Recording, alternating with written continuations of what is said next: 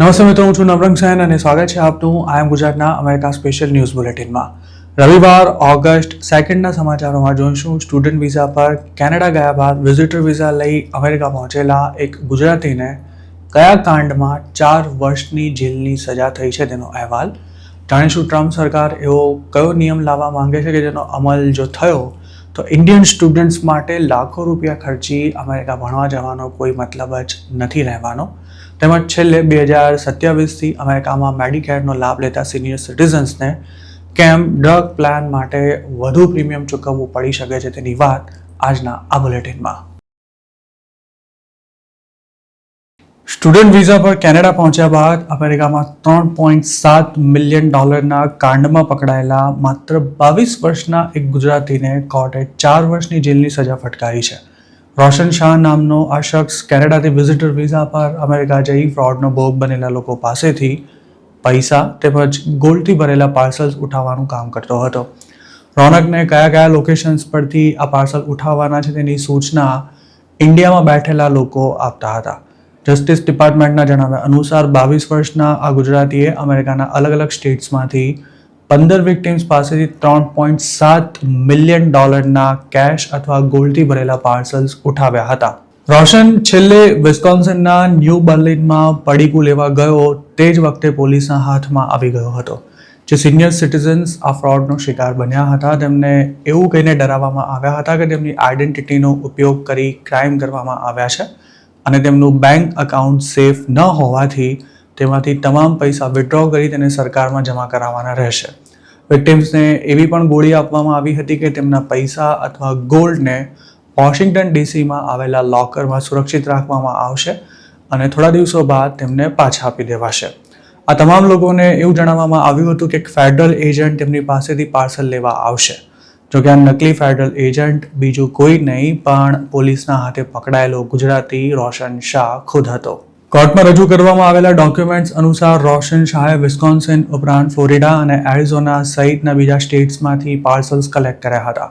વિસ્કોન્સિનમાં તે પકડાયો ત્યારે તેણે $5 લાખ ગોલ્ડથી ભરેલું પાર્સલ કલેક્ટ કરવાનું હતું.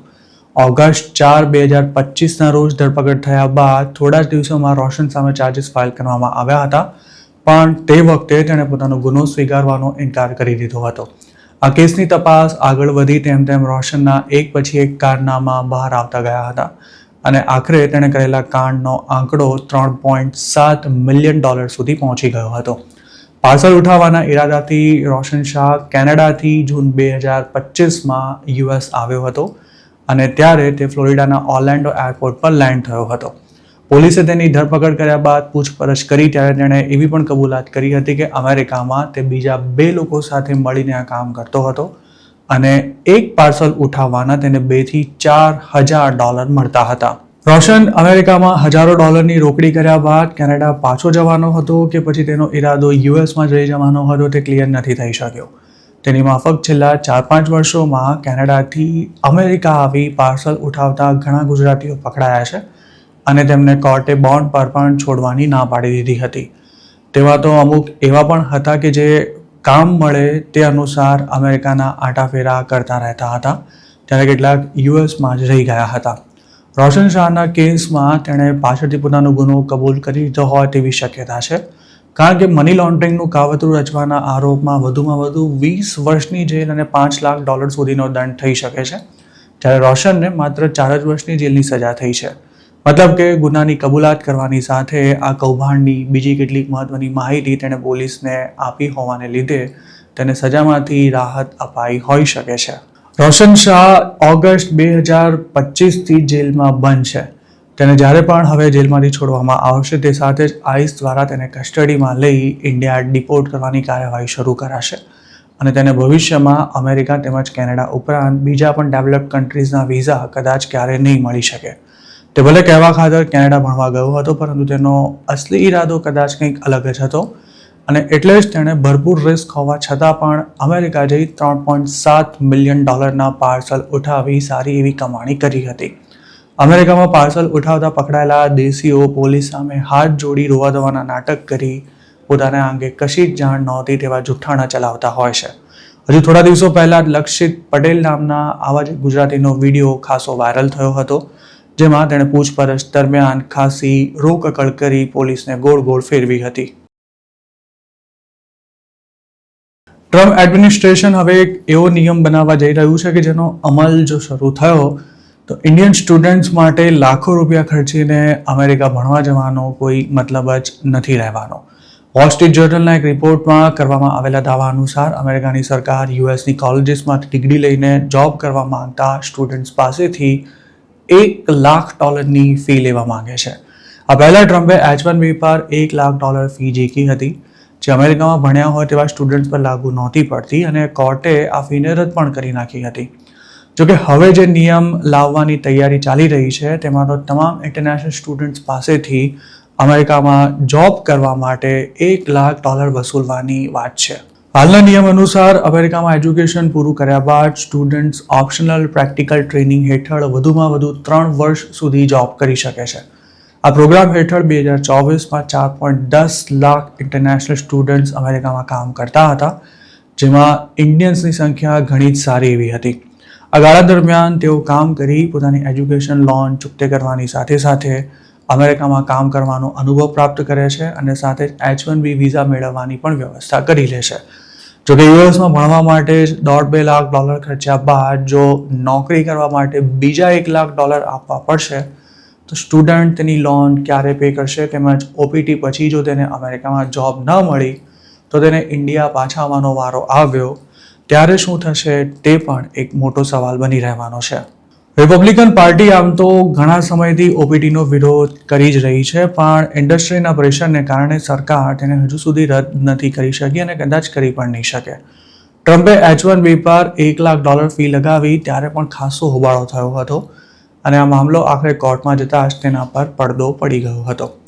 આમ તો ટ્રમ્પનો પ્લાન H-1B માટે અપ્લાય કરતા દરેક એપ્લિકન્ટ્સના એમ્પ્લોયર પાસેથી $1 લાખ ફી વસૂલવાનો હતો, પણ આખરે પહેલીવાર તેના માટે અપ્લાય કરતા હોય તેમના માટે જ આ ફી ફરજિયાત બનાવાઈ હતી. જોકે કોર્ટે લપડાક માર્યા બાદ હવે ટ્રમ્પ એડમિનિસ્ટ્રેશન H-1B પછી OPTને ટાર્ગેટ કરી તેના પર $1 લાખ ફી લગાવવા માંગે છે. પણ આ ફી સ્ટુડન્ટને પે કરવાની રહેશે કે પછી તેમના એમ્પ્લોયર પાસેથી વસૂલવામાં આવશે તેની કોઈ ચોખવટ હજુ સુધી નથી થઈ શકી.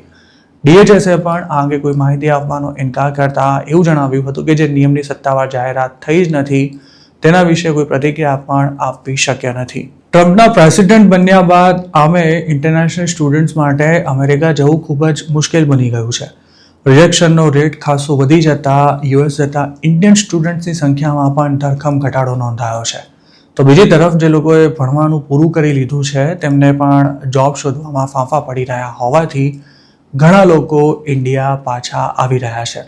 જોકે જેમને જોબ મળી ગઈ છે તેમને હવે કોઈ જ વાતની ચિંતા નથી તેવું પણ નથી, કારણ કે હાલ યુએસમાં મોટા પાયે છટણીઓ ચાલી રહી હોવાથી H-1B વિઝા હોલ્ડર્સની હાલત તલવારની ધાર પર ચાલવા જેવી થઈ ગઈ છે. ગમે ત્યારે નોકરી જવાનો ડર હોવાથી H-1B હોલ્ડર્સ માટે અમેરિકામાં કોઈ લોંગ ટર્મ પ્લાનિંગ કરવું હવે અશક્ય બની ગયું છે અને જે લોકો ત્યાં પોતાના ઘર લઈને બેઠા છે તેમને પણ જોબ જતી રહી તો લોનના હપ્તા કઈ રીતે ભરાશે તેની ચિંતા સતાવી રહી છે. ટેક્સાસના અમુક ટાઉન્સમાં તો એવી હાલત છે કે H-1B પર આવતા ઇન્ડિયન્સની સંખ્યા ઘટી જતા મકાનોનું કોઈ લેવાલ ન રહ્યું હોવાથી પ્રોપર્ટીની કિંમતમાં મોટો કડાકો બોલાયો છે, જેને લીધે જે લોકો મકાન વેચી લોન પૂરી કરવા માંગે છે તેઓ ખોટ સહન કરવા તૈયાર હોવા છતાં પણ તેમને બાયર્સ નથી મળી રહ્યા. અમેરિકામાં રહેતા સિનિયર સિટીઝન્સ માટે 2027થી ડ્રગ કવરેજ મોંઘું થઈ શકે છે, કારણ કે ટ્રમ્પ એડમિનિસ્ટ્રેશન બાઇડનની સરકારમાં શરૂ થયેલા એક પ્રોગ્રામને બંધ કરી દેવા માંગે છે. આ પ્રોગ્રામ હેઠળ ફેડરલ ગવર્મેન્ટે 2025-26માં હેલ્થ ઇન્સ્યોરન્સને બિલિયન્સ ઓફ ડોલર્સની સબસિડી આપી હતી, જેનાથી મેડિકેરના લાખો લાભાર્થીઓનું ડ્રગ પ્રીમિયમ ઓછું રહ્યું હતું. આ સબસિડી સમાપ્ત થતાં જ આવતા વર્ષથી સિનિયર સિટીઝન્સને ડ્રગ કવરેજ માટે વધારે પૈસા ચૂકવવા પડી શકે છે. અમેરિકામાં કોસ્ટ ઓફ લિવિંગ વધી રહ્યું છે, તેવામાં જો મેડિકલ ઇન્સ્યોરન્સની કોસ્ટમાં વધારો થયો તો રિપબ્લિકન્સને મિડ ટર્મ ઇલેક્શન્સમાં રાજકીય નુકસાન પણ ભોગવવું પડી શકે છે, પણ ટ્રમ્પ તેના માટે કદાચ તૈયાર લાગી રહ્યા છે.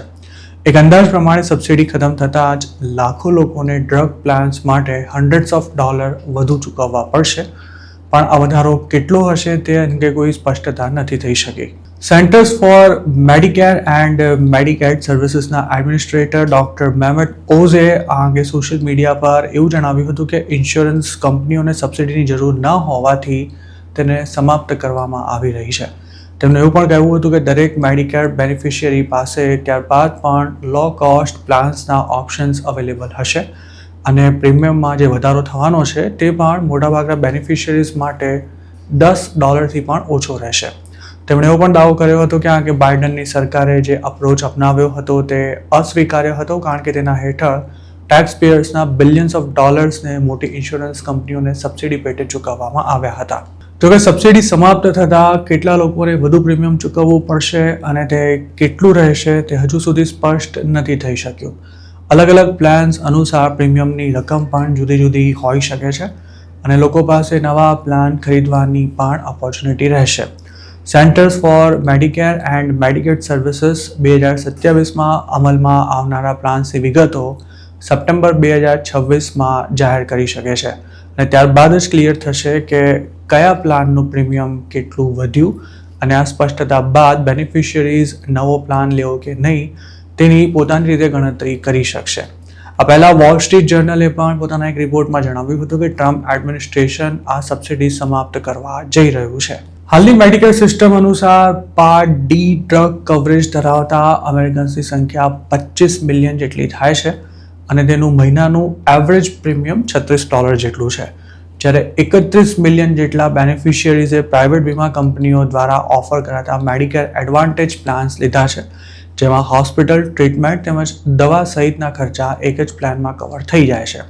આમ તો 2025થી મેડિકેર ડ્રગ પ્રીમિયમ વધવાના હતા, પણ આમ ન થાય તે માટે બાઇડન સરકારે 2024માં ઇલેક્શન પહેલાં જ સબસિડી પ્રોગ્રામ લોન્ચ કર્યો હતો, જે 2026માં સમાપ્ત થઈ રહ્યો છે.